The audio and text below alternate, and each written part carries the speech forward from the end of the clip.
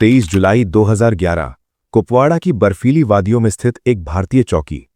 राजपूत और कुमायूं रेजिमेंट के जवान उस रात पहरे पर थे। ठंड इतनी कड़ाके की थी कि सांस लेने पर भाप निकलती थी। दो जवान बंकर के बाहर सरहद पर नजर गड़ाए खड़े थे। तभी उनका साथी गर्म चाय लेकर आया। बर्फीली रात में चाय की चुस्की और हल्की फुल्की बातें, यही तो होती है एक फौजी की जिंदगी। लेकिन उस रात किस्मत कुछ और लिख चुकी थी। पाकिस्तानी सेना की खतरनाक border action team BAT LOC पार कर भारतीय सीमा में दाखिल हो चुकी थी। ये लोग फौजी कम, दरिंदे ज्यादा लगते थे। इनका मकसद कोई पोस्ट जीतना नहीं था, बस खून बहाना और दहशत फैलाना था। अंधेरे का फायदा उठाकर वो सांप की तरह रेंगते हुए बंकर के एकदम करीब पहुंच गए। चाय की आखिरी चुस्की ली जा रही थी। एक जवान बंकर से बाहर निकला। उसे कुछ महसूस हुआ, एक अजीब सी खामोशी। पलटने से पहले ही दुश्मन ने पीछे से वार कर दिया। अंदर बैठे जवानों पर गोलियों की बौछार हो गई। एक जवान मौके पर ही शहीद हो गया। दूसरे के पेट को छूकर गोली निकली, फिर भी वो हिम्मत नहीं हारा। उसने समझदारी दिखाई। 10 दुश्मनों से अकेले भिड़ना बेवकूफ़ी होती।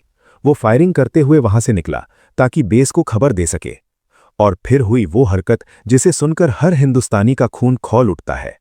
उन दरिंदों ने हमारे शहीद हवलदार जयपाल सिंह अधिकारी और लांस नायक देवेंद्र सिंह के सर धड़ से अलग कर दिए और उन्हें अपने साथ पाकिस्तान उठा ले गए।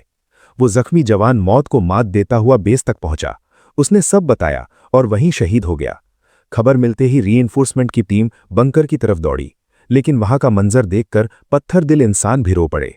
खून से सनी मिट्टी और सर कटे जवानों के जिस्म। उस दिन हर फौजी के दिल में एक ही आग जली, बदला। ये खबर 28वीं डिवीजन के जनरल SK चक्रवर्ती तक पहुंची।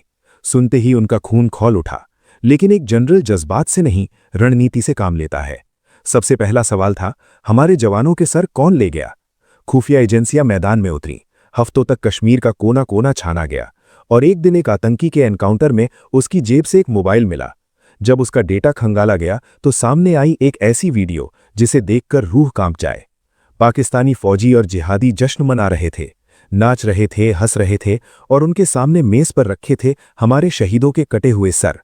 दुश्मनों ने ये वीडियो बनाई थी दहशत फैलाने के लिए, लेकिन नादानों को क्या पता था कि उन्होंने खुद अपने मौत के परवाने पर दस्तखत कर दिए थे।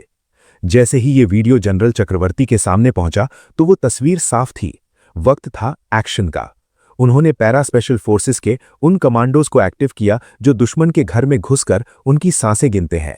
अगले 1 महीने तक हमारे कमांडोज ने 7 बार LOC पार की।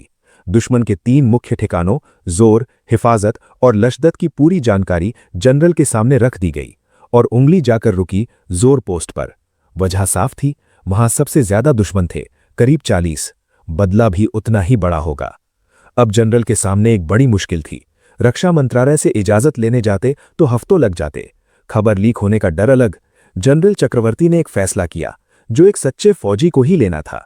उन्होंने प्रोटोकॉल को एक तरफ रखा और अपने दम पर कमांडोज को खुली छूट दे दी। इस मिशन का नाम रखा गया ऑपरेशन जिंजर। 30 अगस्त 2011 रात के ठीक 12 बजे 25 जांबाज कमांडोज ने सांसें थामकर LOC पार की। ये कहना जितना आसान है, करना उतना ही खतरनाक था। शेर के मुंह में हाथ डालने जैसा।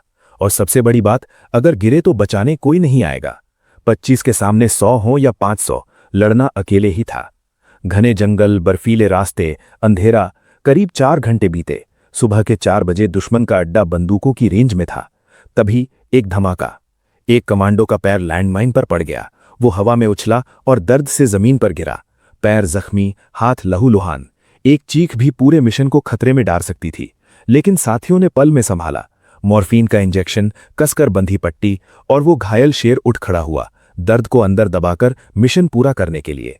जब कमांडोज टारगेट पर पहुंचे, बंकर खाली थे। यही वो वक्त होता है जब दुश्मन ओवर कॉन्फिडेंस में शिफ्ट बदलता है, आराम करता है। ये लापरवाही आज उनकी मौत का सबब बनने वाली थी। कमांडोज ने वहां क्लेमोर माइंस का जाल बिछा दिया। 50 मीटर के दायरे में परिंदे को भी जिंदा न छोड़े। फिर किल जोन तैयार हुई। अंदर असॉल्ट टीम झाड़ियों में छिप गई। बाहर स्नाइपर्स और रॉकेट लॉन्चर्स तैनात हो गए। जाल बिछ चुका था, बस शिकार का इंतजार था। सुबह के 7 बजे 4 पाकिस्तानी फौजी बेफिक्री से आगे बढ़ रहे थे। अपनी ही सरजमीन पर किसी खतरे का अंदाजा नहीं था उन्हें। जैसे ही वो किल जोन में दाखिल हुए, ट्रिगर दब गया। धमाकों ने उस सुबह की खामोशी को चीर दिया। एक तो जान बचाने के लिए नदी में कूद गया, लेकिन बदला अभी पूरा नहीं हुआ था। कमांडोज ने मरे हुए दुश्मनों की लाशों के नीचे आईडी लगा दिए। मकसद साफ था, जो लाश उठाने आएगा वो खुद लाश बन जाएगा। ये सिर्फ एक धमाका नहीं था, ये पाकिस्तान के लिए एक संदेश था कि भारतीय सेना से उलझने वालों को मौत के बाद भी चैन नसीब नहीं होता। वापसी की तैयारी हो रही थी, तभी चारों तरफ से गोलियां आने लगी। 4 और पाकिस्तानी मशीन गनों के साथ हमला कर रहे थे, लेकिन हमारे स्नाइपर्स तैयार थे।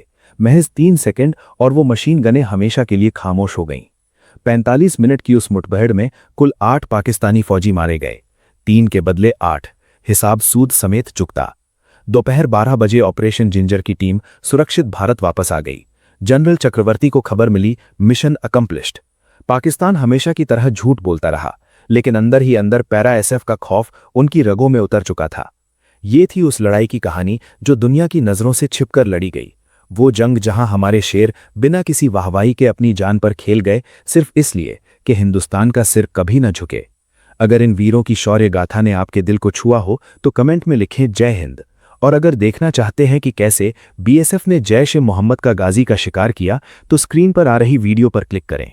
दोस्तों, अगर आप ऐसी ही सच्ची घटनाओं पर आधारित डॉक्यूमेंट्री वीडियो 2D एनिमेशन के जरिए देखना चाहते हैं तो हमारे इस चैनल को सब्सक्राइब जरूर करें।